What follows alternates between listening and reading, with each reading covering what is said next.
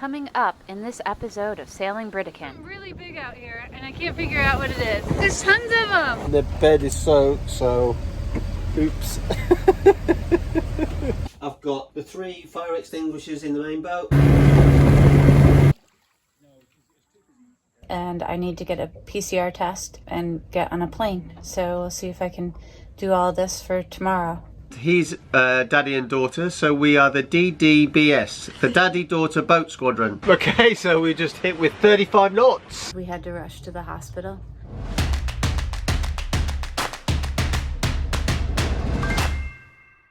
It's been a long time since we did an update, and quite a few things have happened.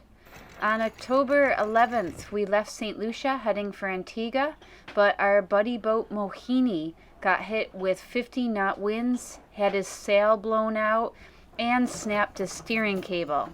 To watch that video, check out the link below. We diverted to Martinique, and it took us a couple days to get Mohini's boat working again. We set off on the 13th to Antigua. The plan was to stop in Antigua to get our safety equipment serviced, and then head off to St. Martin. Keep watching to see just how the plan played out. It's definitely not how we expected things to go. Mohini on her right there, and we've got just our head sail up. Engines are off for us. We're doing 5.6. Wind coming from the back, and we are leaving Fort de France on the island of Martinique. So we've just headed out into the sea just to see what it's like. We looked at the weather. It seems like it's going to be quite similar tomorrow too.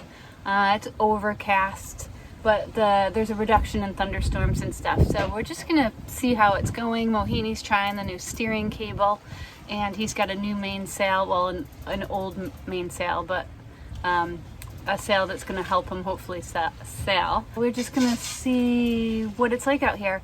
If we don't like it, we can duck into the top of Martinique and anchor for the night and start going again tomorrow. It's really big out here and I can't figure out what it is. Oh, the dolphins! Oh, there's dolphins!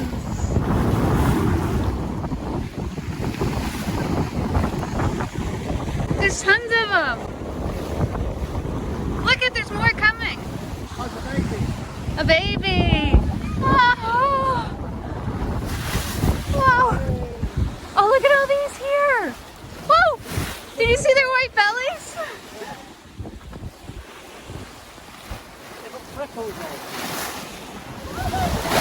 Hey guys! We've now left Martinique. We're in the Bequia Channel. It's a little bit more rough and a little bit more wind. Mohini's about a mile, half a mile behind us, catching us up because we reduced sail, so we're going to be staying close to them. Yeah, everything's going fine. Sienna's asleep already. Kim's catching the nice breeze at the back there. There's nothing you can see. You can't actually see any land around us anywhere. Just passing Dominica right now. We're at the bottom of it. And it's very hazy. Taking you a long way and then suddenly you're there. I went, oh. Hi, how you doing? Hungry. I ate some pasta and red sauce. We have just left Dominique. We're halfway to Guadeloupe. It is 10 o'clock at night. Mohini is just behind us. For the first time in 7 years, we've had water go over the back of the boat where the top of our our bed is in the back, and water went in because the girls had their left the hatch open. It's been flat calm and we had 2 big waves and they crashed over. So the girls were woken up and the bed is soaked, so oops. There's Mohini just over there. We have 22 miles to go. It was a very quiet night. As you can hear, the engine's still running, no wind. We've now got to wait until we get to within radio range of Antigua and give them a call. It's now 20 to 11. We are about 2 miles away from English Harbour. We've got to go in there to see the Port Authority to get our temperature taken to make sure that we haven't got a high temperature. Once we've done that, we can then book ourselves in at the customs and immigration there. Once we're all booked in, we're going to come back out and then go around into Falmouth, and that's a nice bigger bay for us, and we like it there. And then clean the boat up and have a beer. We're here in Antigua, and what we it's Len. Len's right next to us. Hello, Len. I just woke up. You slept all night? I slept 7 till 10. So there's Len right there. Guess what time I woke up? I don't know, 5? 3. Did you really? And I haven't been asleep since. I'm waking up. The last 7 days I've woke up at 3 o'clock. Exactly 3 o'clock. On the dot. There's something wrong with that timing? I don't know. Just to let you know, can you come over, or I'll pick you up in about 40 minutes or 45 minutes to get the life raft into the dinghy. We're here in Antigua to do our safety equipment. So I've got the 3 fire extinguishers in the main boat. This one is the automatic one in the engine bay. And I'm just sorting out the life jackets, and then I'm going to go and get the down buoy and the life raft, and we're going to take it over, and then they're going to sort it out over the next week. So fingers crossed everything will pass. After dropping off our safety equipment, we sailed the boat up to the top of Antigua and anchored for a couple of days in the beautiful, beautiful anchorage of Green Bay. The plan was to chill out for a few days while our safety equipment was getting tested and serviced. Once the equipment was ready, we'd sail back down to Falmouth, collect it, and head off to St. Martin.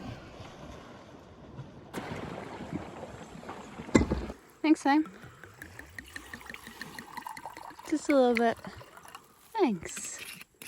We're at the beach in Green Island, and we're just lighting a barbecue, and we're having chicken and Italian sausage, and I made homemade macaroni salad.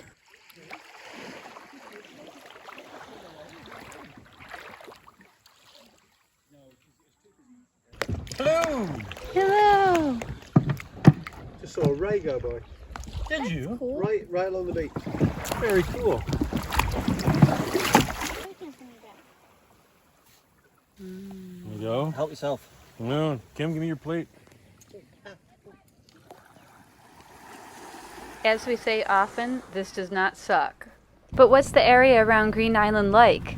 With such calm conditions, Simon and I decided to go out for an early Sunday morning drive. Open eye, feel the waves cut through me, hypnotized by the sounds I'm breathing in. Hold tight, chemicals collide. Hold tight, hold tight. Dripping lights paint the skies, all because of you. Dripping lights paint the skies, only you.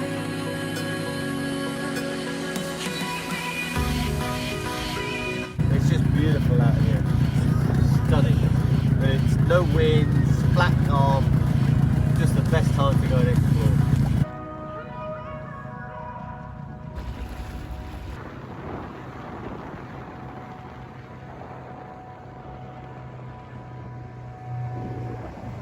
Just got off the phone with my brother.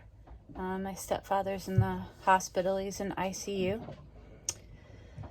He has cancer, and all throughout COVID, he's been dealing with that. And my mom is also has to go into hospital this week. She has a heart operation. So everything was going to work out where a cousin was going to come in and help look after my stepfather Vic while my mom went to hospital. But now Vic is in hospital, and my mom is really stressed out. And me, Simon, and Sienna are all flying to America for Thanksgiving so that we can be with my family. But now I'm thinking I need to get on a plane because I'm just worried about my brother. You know, he's there, and my sister-in-law, and you never know when it's the right time to go and when your family needs you. But I feel I've been laying here in the bed like for an hour, just, you know, thinking, do I need to go? And I feel I need to go. So we're in Antigua right now. We need to sail back to the south, and I need to get a PCR test and get on a plane. So we'll see if I can do all this for tomorrow. So yeah, it's hard. It's really hard. It's 10:15. We're about to leave Falmouth Harbour and we're going to go around to Deep Bay, and then we'll stay there tonight, and then we're going to sail off to St Martin early in the morning, aren't we, sweetheart? Yep. Kim is back in America with family situation, so it's just me and my new first mate. Yeah, how are you feeling about it? I feel like I have a lot of power. You feel like you have a lot of, you do have a lot of power, sweetheart. And also it's Mahini over there, and he's daddy and daughter, so we are the DDBS, the Daddy Daughter Boat Squadron. How was it bringing up the anchor and putting everything away by yourself? It was pretty cool actually. I'm really proud of myself for doing it. Did you feel it was comfortable, easy, or? I think like I was comfortable with it because I did it a couple times before, but that was with Mommy. But this time I did it by myself, and I think I did pretty good. I think you did an awesome job, and you put the pin back in, put everything away, and it was great. Yeah, there's Cass pulling up the anchor to the point where we can get the bridle off. Now we'll go and do that, and then she will work the anchor chain while I bring the boat up on it. And away we go. Oh, it's starting to get tight, so we're just going to let it pull up on it. And over there you can see Sienna pulling up the anchor with Britican. And now we've got half the headsail out and we're going down the side of Antigua. Mahini is just over there. We are doing 7.5 knots. Off we go. We've just jibed and we're now going round the west side of Antigua, and the water is beautiful and doing nicely. So we're going to reef the sail in a little bit. Cassie's going to feed me the line, and I'm going to crank the winch handle right here as we go. We're going to bring that head sail in a little bit. Just because the wind angle is actually more efficient. It's not lumping into me. So, you ready? Start feeding me.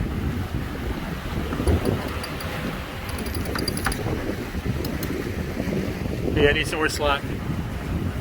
Whoa, easy there. Okay, good to go. There we go. You can see the second reef mark right there on the line. Okay, you got it. Okay, bring her in. Wrap it on the winch. Close the clutch. Nicely done. Close the clutch. Okay, hit the button and bring that sail in, please. There you go. Bring her in. Look at that beautiful sunset. Oh my God. There's Britican up front. We have actually picked up speed, making that sail more efficient, even though we made it smaller. We've been going 2.5 hours. We're just coming up to Deep Bay now. We're just going to be preparing to anchor now. We're going to stay there overnight and get up early in the morning and head off to St Martin. There's Mahini coming in. There's Cassie giving us a wave.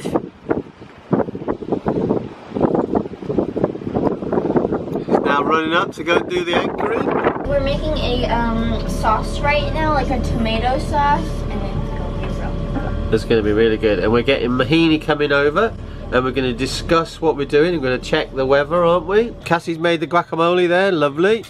And Sienna's made the pasta, and we're going to eat that before we go to bed and get up early. It's 6 o'clock in the morning. There's Mahini over there. We're just been chatting on Messenger. And we're talking about weather and waves and wind, and we've had a range of different models from 4 feet to 8.5 feet at the same time in the same position. None of the models talk to each other. When he got caught in 50 knots, the most gust that we saw was 25 on all the models. So sometimes you just have to say we're going to go. Sienna's still asleep, Cassie's still asleep, Len's just sorting his anchor out now, and we're going to get going. There's Mahini. There's a freighter going into Antigua. Sienna is up.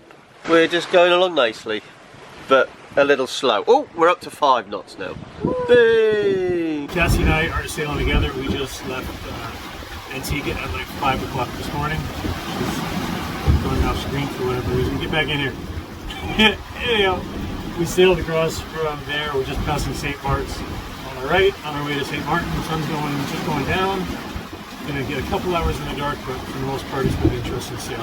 Anywhere between 3 knots, or anywhere between 3 foot waves, and we can get back up here. And had some good 8-footers. I had no wind to 30 knots. It's been a lot of fun. Lots of good seas, white caps, waves crashing in the cockpit like usual. You know, same stuff. Every 10-year-old does everything. You kind of get goofed. Bye. We're 2.5 hours in. We're doing about 6.5 knots. I've just put the reef in to slow down a little bit because we're pulling away from Mahiney and Len, and we want to stay together. Okay, so we just hit with 35 knots of wind. Mahiney double reefed his main, put his headsail away and ran with it because that's what cats do. I put 2 reefs in my headsail. I followed him just because we're sticking together. We're now back on track. It's over there, dark and horrible. When we looked on the weather today, they said there was going to be very little to no chance of squalls. That was a big beastie. Even with the new technology now, you still don't get it right. It's still not an exact science, this weather prediction lark. So we're almost halfway. It's getting a little bit cloudy. As you can see, that purple bit is a system that's over past us, so we don't have to worry about it. The wind has now picked back up again, and we're doing 7 knots, both of us. Looks like we're going to get in about 8 o'clock tonight. 2 bays that we're going to go into. We're looking at going into. There's Phillipsburg, which is a big bay, which I'd rather go into because one, it's not as rolly in there, and with just me and Sienna, especially at night time, it's a bit bigger. And there's a lot of space in there to anchor, and then it's just a 3.5 mile motor in the morning to Simpson Bay. We'll see how we feel when we get closer. It's so hard to catch the waves on the boat. Video just never seems to do it justice. There we go, we're sinking down like 8 feet, coming right back up again, and you can't tell. Maybe that shows it a little bit better. It's just so hard, it doesn't. There's St. Bart's. Woo! Yeah, peace out. Thanks, Cass. This has made it a bit interesting. We've got a 350-foot tanker coming up behind us. He's going to miss us by a little bit. I just don't know what his intentions are, so I might give him a call to find out what his plans are. What's happened is that he's turned and gone way behind us, which is nice of him, and he's also missing Mahiney, who's behind us. 0.7 miles, 2 minutes from now over. Yeah, so Mahiney, Len's just talking on the radio. Yeah, he's just saying he's going on his stern, so that's good. We spent the night, it was a bit rolly. We're now going down towards Simpson Bay, and we're going to catch the 9:30 bridge to go through and get on the dock and then do the paperwork, and we're in. So, Len's just coming now. I got to America. My family's in North Carolina now, and on the first day my mom and my brother went to the hospital, and I wasn't allowed up because there's only 2 named members of the family that could go. So I sent my stepfather a picture and said I'm sitting out in the courtyard, and I think he appreciated that. And then we got a call. I think it was, it's a blur. We got a call, and at 3 o'clock in the morning, my brother called and said we had to rush to the hospital. So I got my mom up, and I drove to my brother's, and my brother drove to the hospital. And the doctor said that they gave him a pint of blood and a concoction of vitamins or something, and they said that he was going to go within a few hours. But they gave him enough to allow us to say goodbye. Not sure if I can do this. And the sun's in my face. So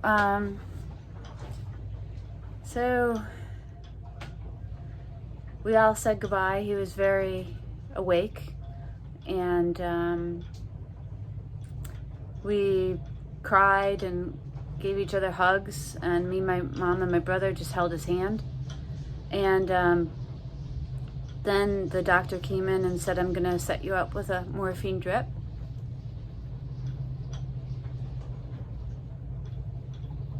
So they put the drip in, and he fell asleep. And me and my mom and my brother didn't know what to do.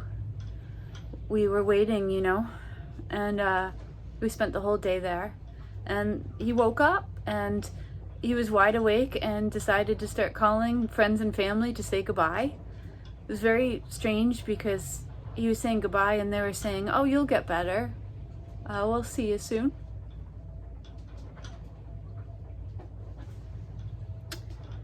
And then the end of the day came and the doctor said, listen, he's stable. There's a room in a hospice down the road. Would you like to move him there? Because it's much better than here. So we did. It was a very long day, and we got him into the hospice, and the doctors there said it's going to be hours. So we just sat around his bed, and then we had to go home and get some sleep. We'd been up for 3 in the morning, and it was now like 7 o'clock at night.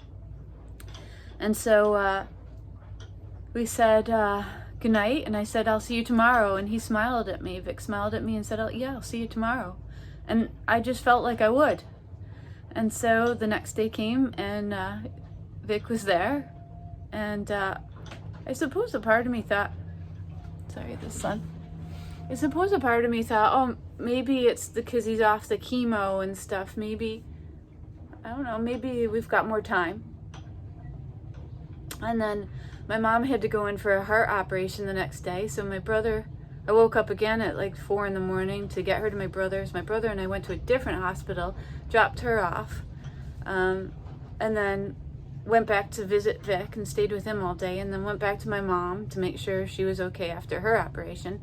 And then we went home and then did the same thing the next day and managed to get mom out of the hospital and bring her over to Vic. By the end of the week, he was no longer responding. It was really hard.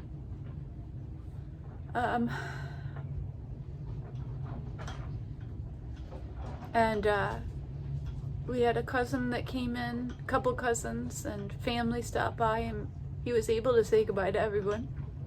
And then we got the call at like 12 o'clock, 11 o'clock at night that he had passed.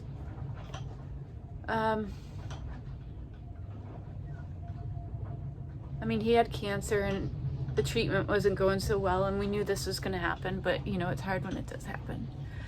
So I'm back on the boat. And as a family, we're all going up for Thanksgiving, and we can spend time with my mom and my brother and my family, and yeah, so that's it.